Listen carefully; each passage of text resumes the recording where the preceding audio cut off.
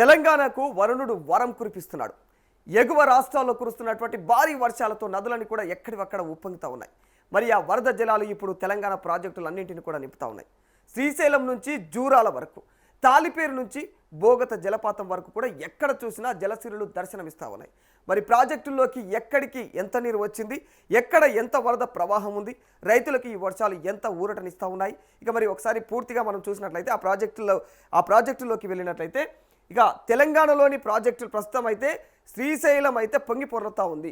ఇక శ్రీశైలం దగ్గర పూర్తిగా ఇక్కడ జలమయం అయితే నిండిపోయింది ఇక్కడ జలాలన్నీ కూడా. ఎందుకంటే దీని అంతటి ప్రధాన కారణం మహారాష్ట్ర, కర్ణాటక ఎగువ రాష్ట్రాలు ఏవైతే ఉన్నాయో ఆ ఎగువనున్నటువంటి రాష్ట్రాలలో కుండపోత వర్షాలు కురుస్తూ ఉన్నాయి.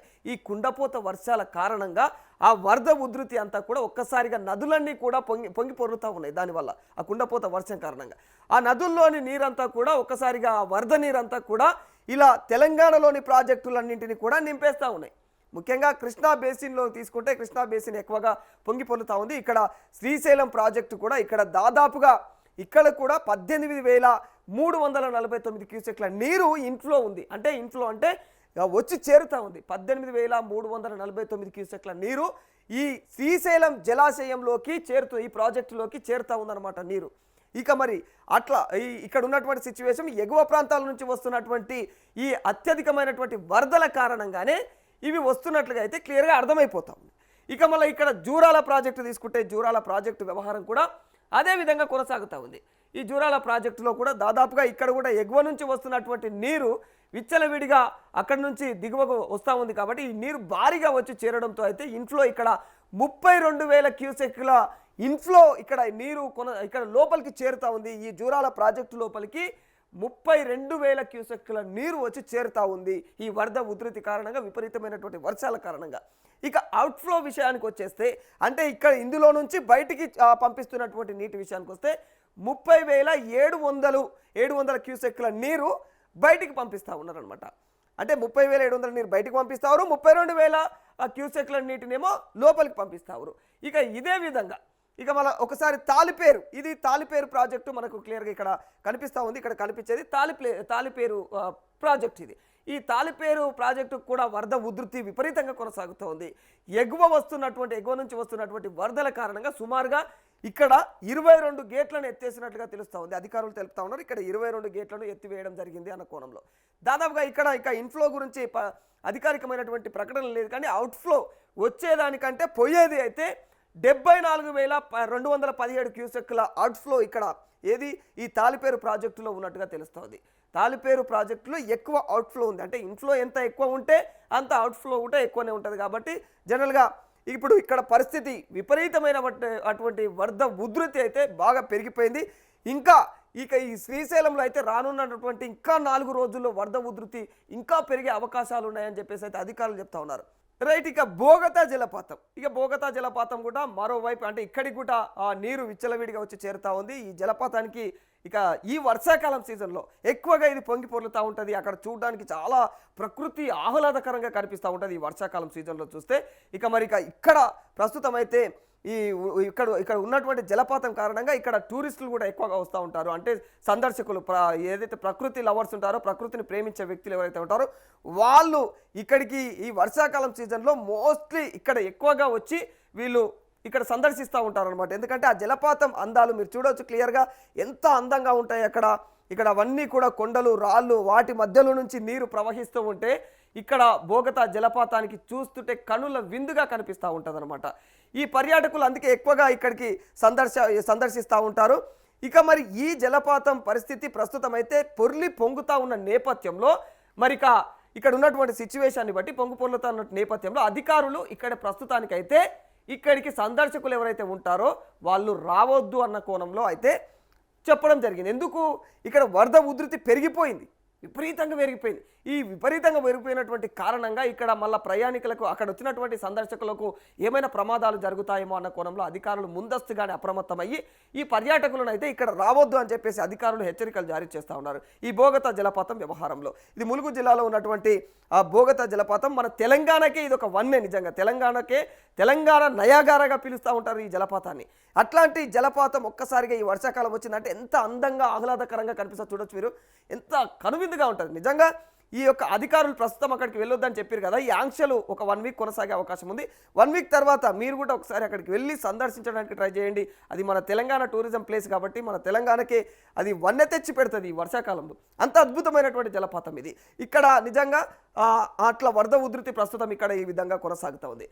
ఇక శ్రీశైలం టు అంటే ఏదైతే కృష్ణా బేసిన్లో ఉన్నటువంటి జూరాల ప్రాజెక్టు కూడా ప్రస్తుతం అయితే పొంగి పొర్లుతూ ఉంది. జూరాలలో దాదాపుగా 8 గేట్లు ఇప్పటికే ఎత్తినట్టు తెలుస్తూ ఉంది. ఇంకా ఇక్కడ జూరాల ప్రాజెక్టులో కూడా అంటే ఇక్కడ వరద ఉధృతి ఇక్కడ కూడా విపరీతంగా ఉంది. శ్రీశైలం అంటే ఏదైతే కృష్ణా బేసిన్లో ఉన్నటువంటి శ్రీశైలం కావచ్చు, జూరాల ప్రాజెక్టులలో అయితే ఈ వరద ఉధృతి కారణంగా ఎగువ రాష్ట్రాల్లో కురుస్తున్నటువంటి అధిక వర్షాలే దీనికి ప్రధానమైనటువంటి కారణంగా తెలుస్తుంది.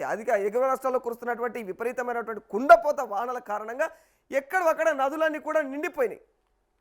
ఆ నదులన్నీ కూడా నిండిపోయి పొంగి పొర్లుతూ ఉన్నాయి.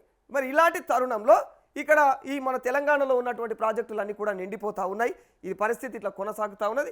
సో ఓవరాల్గా చూసుకుంటే ఈ వర్షాకాల సీజన్ అయితే నిజంగానే ఇంకా నిజంగా ఇది ఒక వరంగానే మారిందని చెప్పుకోవాలి. ముఖ్యంగా రైతన్నలకు ఇప్పటి వరకు ఎల్నినో ప్రభావం ఎక్కువగా ఉంది. ఈ ఎల్నినో ప్రభావం కారణంగా అయితే రైతులు చాలా ఇబ్బందులు ఎదుర్కోవాల్సి వస్తుంది. ఈసారి అసలు వానలు కురుస్తాయో కురువో అన్న కోణంలో మొత్తం అందరం కూడా భయపడాల్సినటువంటి పరిస్థితులు ఏర్పడ్డాయి. తెలంగాణ వ్యాప్తంగా కూడా ప్రస్తుతం అయితే భారీ వర్షాలు పడుతూ ఉన్నాయి. మహారాష్ట్ర, కర్ణాటకలో ఇలాంటి వర్షాలు, కుండపోత వర్షాలు కురుస్తూ ఉన్నాయి. కాబట్టి ఇవన్నీ కూడా ఎగువ రాష్ట్రాల్లో కురిసిన ప్రతి నీటి చుక్క కూడా దిగువకు జారిపోవడం వల్ల మనకు ఈ విధంగా అద్భుతంగా అయితే ఇక్కడ నీళ్లు వచ్చి చేరడం జరుగుతుంది. రైతులకు కూడా ఈ వర్షాలు చాలా ఊరటనిస్తున్నాయనే చెప్పుకోవాలి. ఇక మరి ఇలాంటి తరుణంలో పూర్తిగా ఖచ్చితంగా అయితే రైతులు కాస్త ఈ వర్షాకాలం సీజన్లో కాస్త జాగ్రత్తగా అయితే ఉండాలి. ఎంత తెలంగాణకు వరుడు ఎంత వరం ఇచ్చినప్పటికీ కూడా ఇది నిజంగా సంతోషకరమైన విషయము. ఎల్నినో ప్రభావం కారణంగా విపరీతమైనటువంటి ఎండలు కురుస్తూ ఉన్నాయి. ఈ ఎండల వల్ల మొత్తంగా తెలంగాణ వ్యాప్తంగా కూడా చాలా ప్రాబ్లం ఏర్పడుతుంది అని అందరం అనుకున్నాం. ఇలాంటి సిచ్యువేషన్లో వర్షాలు పడడం సంతోషకరం. ఇక మొత్తంగా చూస్తే మాత్రం ఈ భారీ వర్షాలు తెలంగాణ జలాశయాలకైతే కొత్త ఊపిరి పోస్తూ ఉన్నాయని చెప్పుకోవాలి. ప్రాజెక్టులు జలాలను మొత్తం ఆ జలకళను తీసుకొచ్చి ఇట్లా సంతరిస్తూ ఉన్నాయి. ఇలాంటి తరుణంలో రైతన్నలు అయితే పూర్తిగా వాళ్ళు చాలా ఆనందం వ్యక్తం చేస్తూ ఉన్నారు. అయితే మరోవైపు వరద ప్రవాహం పెరుగుతున్నటువంటి ప్రాంతాల్లో అధికారులు అయితే అప్రమత్తంగా ఉండాలని ఖచ్చితంగా సూచిస్తూ ఉన్నారు. ప్రజలు కూడా ఆ నదులు, వాగులు, ఏవైతే జలపాతాలు ఇవన్నీ కనిపిస్తూ ఉన్నాయో ఇట్లాంటి ప్రదేశాల్లో ఇప్పుడే ఉరుకులు పరుగులు తీసి ఈ వర్షాకాలం సీజన్లో గేట్లను ఎత్తిరు కదా అని దిగదిగా ఉరుకుతారు. గేట్లను ఎత్తిరు కదా అని జలపాతం ఉప్పొంగుతుంది కదా అని దిగదిగా ఉరుకుతారు. ఆ ఉరికినప్పుడు ప్రమాదాలే మొత్తం ప్రాణాలే పోగొట్టుకోవాల్సి వస్తుంది అనమాట. కొంచెం సద్దుమణిగినాక పరిస్థితి సద్దుమణిగాక ఆల్రెడీ వర్షాలు 3 రోజుల నుంచి కంటిన్యూ కురుస్తూ ఉన్నాయి. ఇంకా కూడా కంటిన్యూగా పడే అవకాశం ఉంది 2-3 రోజులు కూడా. ఇక మరి కొనసాగుతున్నటువంటి ఈ ఋతుపవన ద్రోణి ప్రస్తుతం అయితే ఉధృతంగా కొనసాగుతుంది. బాగా వర్షాలు కురుస్తూ ఉన్నాయి తెలంగాణ వ్యాప్తంగా కూడా. చూసినట్లయితే ఈ మన మొత్తం ప్రతి జిల్లా ఏ జిల్లాలో కూడా వర్షపు చినుకు పడకుండా అయితే లేదు. ఈ గత 2 రోజుల నుంచి కూడా తెలంగాణ వ్యాప్తంగా మొత్తం కూడా విచ్చలవిడిగా వర్షాలు పడుతున్నాయి. ఇక భారీ నుంచి అతి భారీ వర్షాలు అయితే మన ఉత్తర తెలంగాణ వైపు పూర్తిగా విపరీతమైనటువంటి వర్షాలు కురుస్తూ ఉన్నాయి. ఇక మరి అదేవిధంగా మధ్య తెలంగాణ మొత్తం కూడా ఇక మోస్తారు అక్కడ కూడా విపరీతమైన వర్షాలు కురుస్తూ ఉన్నాయి. ఇక కొంచెం దిగువకు వచ్చిన కొద్దీ వర్షాలు అనేవి కాస్త చిరుజల్లులుగా మారుతూ ఉన్నాయి అన్నమాట. ఎగువ నుంచి కిందికి వచ్చే కొద్దీ కూడా వర్షపాతం అయితే తగ్గుతూ వచ్చినప్పటికీ కూడా ప్రస్తుతం ఉన్న సిచ్యువేషన్లో రాష్ట్ర వ్యాప్తంగా కూడా ఎక్కడైనా మొత్తం అన్ని జిల్లాలను కూడా కవర్ చేస్తూ ఉంది వర్షము. మరి ఇలాంటి సిచ్యువేషన్లో చాలా జాగ్రత్తలు ఫాలో కావాలని చెప్పేసి అధికారులు తెలియజేస్తూ ఉన్నారు. ముఖ్యంగా జలపాతాల వద్దకు వెళ్లకుండా జాగ్రత్తలు పాటించండి. మరి ఇలాంటి ఖచ్చితంగా ఈ వరద ఉధృతి ఎక్కువ ఉంది కాబట్టి ఇట్లాంటి సిచ్యువేషన్లో అక్కడికి పోతే ఎలాంటి ప్రాణ నష్టం జరుగుతుందో మీకు చెప్పనక్కర్లేదు. అవన్నీ వార్తల్లో వింటూ ఉంటాం మనము. ఇలాంటి ప్రాణ నష్టాలు జరగొద్దంటే మాత్రం మనము ఇలాంటి ప్రాజెక్టుల దగ్గరికి ఈ వర్షాల సీజన్లో పోవద్దు. కొంచెం సద్దుమణిగినాక పోవాలి. పరిస్థితులు సద్దుమణిగినాక అక్కడికి వెళ్ళడం మంచిదనేది నా ఉద్దేశం.